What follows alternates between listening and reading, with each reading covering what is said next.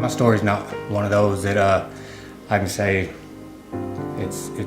I went down that path because I had a bad childhood. Had a single mom, worked 2 or 3 jobs to support us. Dad was never around, but had a grandpa that stepped in and played role of dad. I did have an uncle who was in and out of prison, and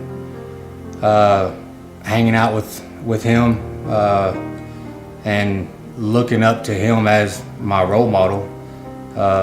That's eventually what got me introduced to drugs, not specifically by him, but by the people that he did take me around.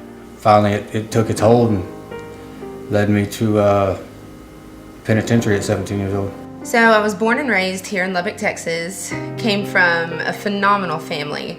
Great mom, great dad, had a great childhood. We grew up in the church doing everything from Sunday school to church camp and everything in between. I didn't even try my first drug until I was 19 years old.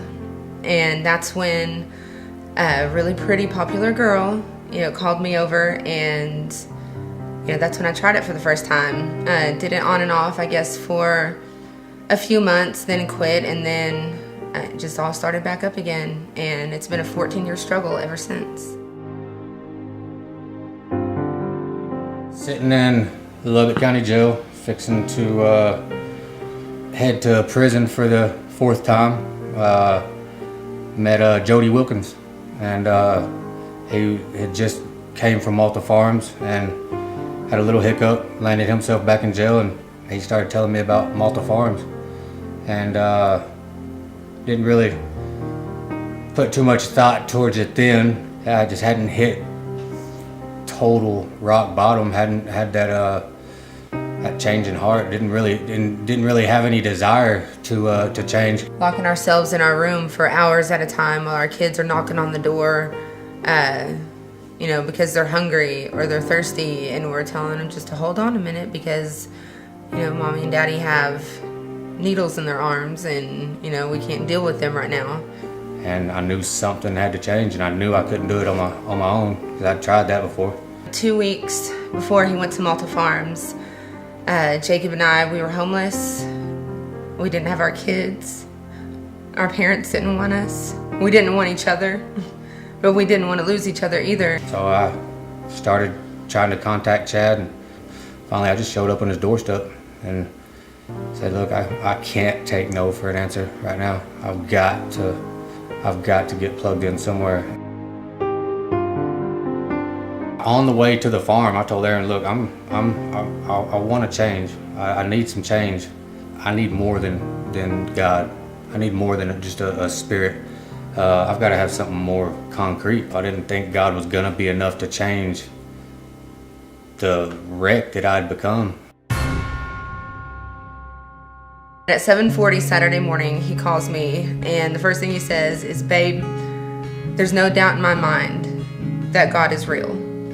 I'd just been waiting for that, waiting for him to finally experience God, because he'd asked me for years, how do you know? How do you know that's real? And when I do something right, I get that warm feeling inside me too. And I'm like, that's not what it is. I can't explain it to you, but you'll know it when it happens. The process of Jacob getting saved, it saved me, which saved our relationship and saved our kids. And then to get to Malta Farms, and just immediately everybody there just loved you. They didn't care what you'd done or what your past was, or they just loved you and let you know and assured you that there was a God that loved you. To just live life out there. And just to learn from a God-filled family of what a God-filled family is supposed to look like. God's taken that mess and turned it into a message, and now I can use that and to encourage other people that are in the program, and they can't tell me that you haven't been where I've been, or you haven't been through the things that I have.